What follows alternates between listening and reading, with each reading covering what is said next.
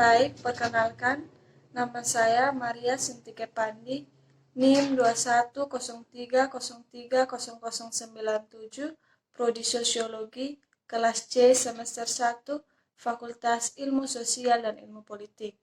Video ini dibuat untuk memenuhi tugas mata kuliah pengantar ilmu politik.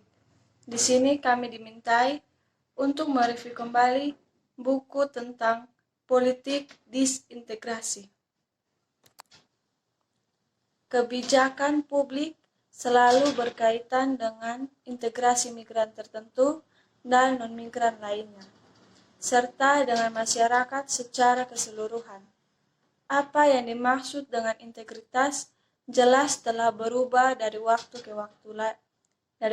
waktu, dan dengan itu sifat yang tepat dari kebijakan yang dirancang untuk memberlakukannya, baik pada tingkat individu maupun masyarakat.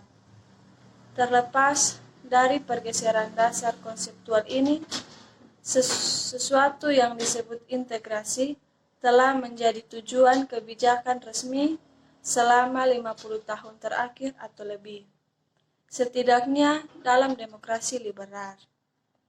Mengenai integrasi pendatang baru, konsensus liberal ini mulai berubah dari beberapa tahun terakhir.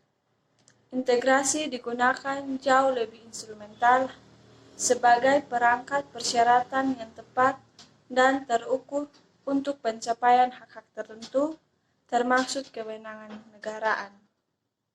Sementara beberapa migran selalu dikecualikan dari kebijakan integritas. Kita sekarang juga dapat melihat peningkatan yang signifikan dalam penciptaan hambatan bagi partisipasi yang setara dalam sistem sosial.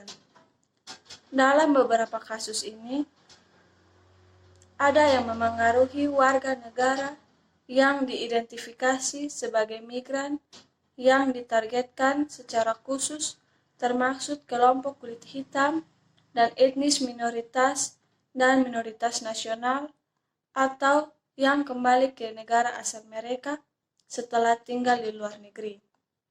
Populisme anti-imigran yang meluas yang memprovokasi perkembangan ini dimulai sebelum tahun 2014, tetapi menjadi lebih jelas sejak tahun 2015 dan tahun 2016.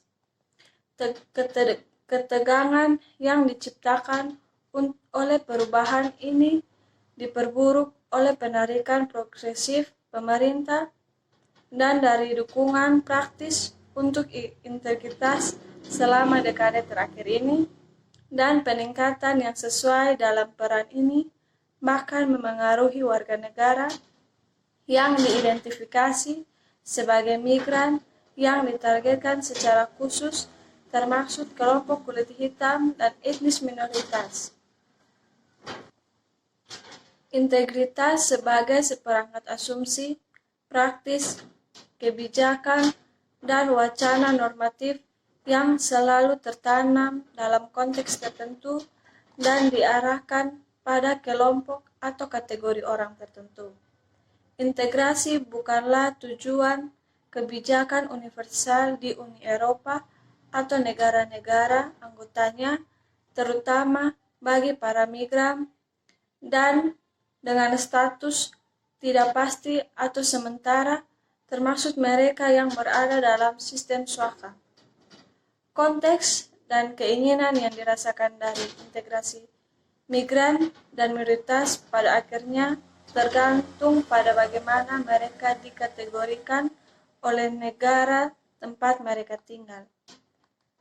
Pada satu ekstrim, beberapa migran adalah untuk memenuhi kriteria tertentu yang terkait dengan integrasi untuk memperbaharui visa mereka, bersatu kembali dengan keluarga mereka, atau akhirnya naturalisasi. Bagi yang lain, integrasi bersifat sementara tergantung. Misalnya, sampai status waka mereka telah ditentukan atau hanya dianggap tidak perlu, mengingat tempat tinggal mereka sementara, atau pekerjaan yang mereka inginkan di negara tersebut. Di sisi lain, upaya integrasi secara ekspedikriminalisasi seperti dalam kasus para migran yang kehadirannya di negara tersebut dianggap ilegal.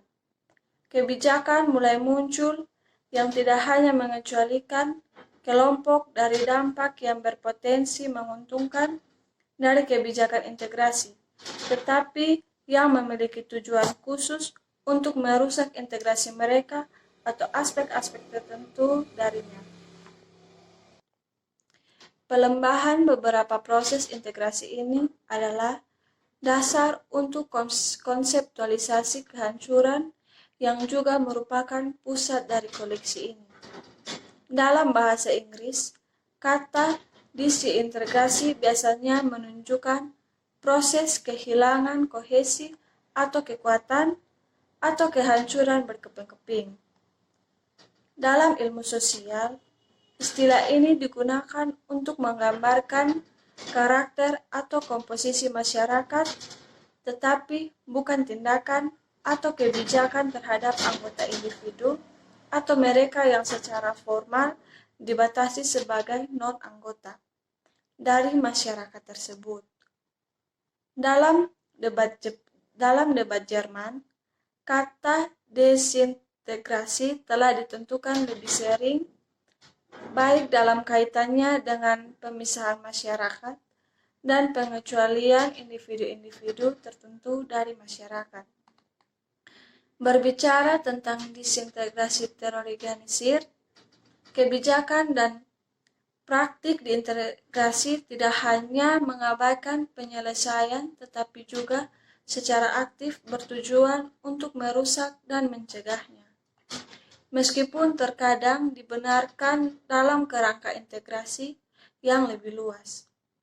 Gagasan bahwa bahaya semacam itu harus menjadi tujuan kebijakan khusus tidak lebih jauh dari seruan Theresa May pada Oktober tahun 2013 untuk menciptakan lingkungan yang benar-benar tidak bersahabat bagi imigran ilegal di Inggris.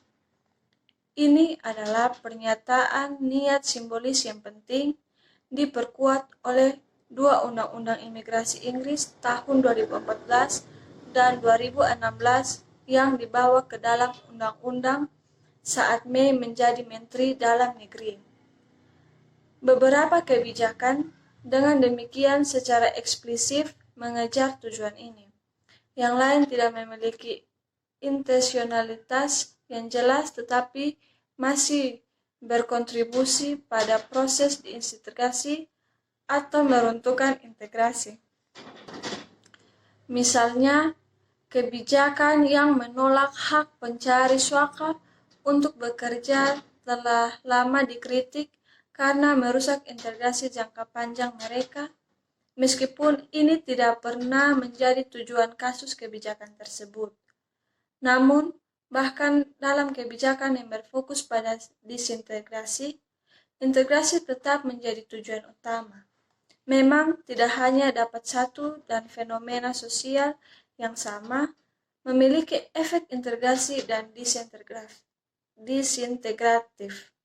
Seperti yang dikemukakan oleh Grimm, tetapi juga sebagai tujuan kebijakan disintegrasi dan integrasi secara inheren terhubung.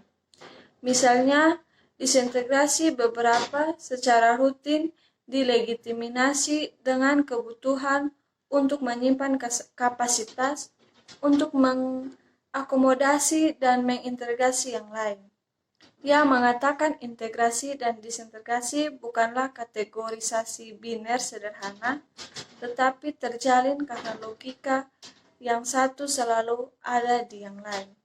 Hubungan ini terkadang eksplisit, seringkali implisit, tetapi selalu hadir dalam kehidupan imigran. Integrasi dan disintegrasi juga merupakan proses yang sangat bertingkat.